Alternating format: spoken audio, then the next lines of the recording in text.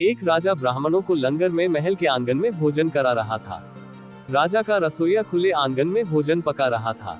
उसी समय एक चील अपने पंजे में एक जिंदा सांप को लेकर राजा के महल के ऊपर से गुजरी। तब पंजों में दबे सांप ने अपनी आत्मरक्षा में चील से बचने के लिए अपने फन से जहर निकाला। तब रसोइया जो लंगर ब्राह्मणों के लिए पका रहा था, उस लंगर में सांप के मुख से निकली जहर की कुछ बूंदें खाने में गिर गई। किसी को कुछ पता नहीं चला। फलस्वरूप वह ब्राह्मण जो भोजन करने आए थे, उन सब की जहरीला खाना खाते ही मौत हो गई। अब जब राजा को सारे ब्राह्मणों की मृत्यु का पता चला तो ब्रह्म हत्या होने से उसे बहुत दुख हुआ। ऐसे में अब ऊपर बैठे यमराज के लिए भी यह फैसला लेना मुश्किल हो गया कि इस पाप कर्म का फल किसके खाते में जाएगा। एक राजा जिसको पता ही नहीं था कि खाना जहरीला हो गया है, या दो रसोइया जिसको पता ही नहीं था कि खाना बनाते समय वह जहरीला हो गया है, या तीन वह चील जो जहरीला सांप लिए राजा के ऊपर से गुजरी, या चार वह सांप जिसने अपनी आत्मरक्षा में जहर निकाला। बहुत दिनों तक यह मामला यमराज की फाइल में अटका रहा।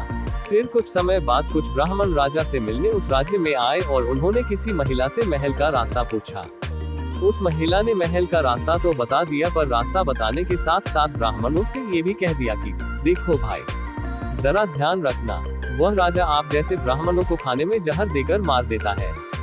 बस जैसे ही उस महिला ने ये शब्द कहे, उसी समय यमराज ने फैसला ले लिया कि उन मृत ब्राह्मणों की मृत्यु के पाप का फल इस महिला के खाते में जाएगा और इसे उस पाप का फल भुगतना होगा। यमराज के दूतों ने पूछा, प्रभु ऐसा क्यों, जबकि उन मृत ब्राह्मणों की हत्या में उस महिला की कोई भूमिका भी नहीं थी।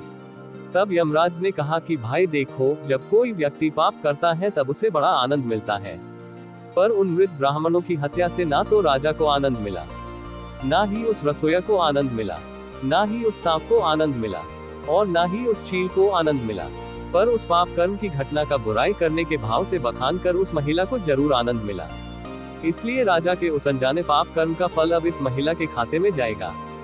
बस इसी घटना के तहत आज तक जब भी कोई व्यक्ति जब किसी दूसरे के पाप कर्म का बखान बुरे भाव से बुराई करता है, तब उस व्यक्ति के पापों का हिस्सा उस बुराई करने वाले के खाते में भी डाल दिया जाता है।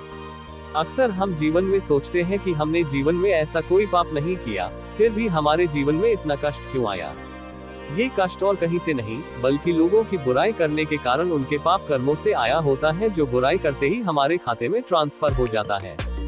इसलिए आज से ही संकल्प कर ले कि किसी के भी और किसी भी पाप कर्म का बखान बुरे भाव से कभी नहीं करना, यानी किसी की भी बुराई या चुगली कभी नहीं करनी है। लेकिन यदि फिर भी हम ऐसा करते हैं तो हमें ही इसका फल आज नहीं तो कल जरूर भुगतना ही पड़ेगा। दोस्तों, अगर कहानी अच्छी लगी हो तो लाइक और सब्सक्राइब कर दीजिए। धन्यवाद।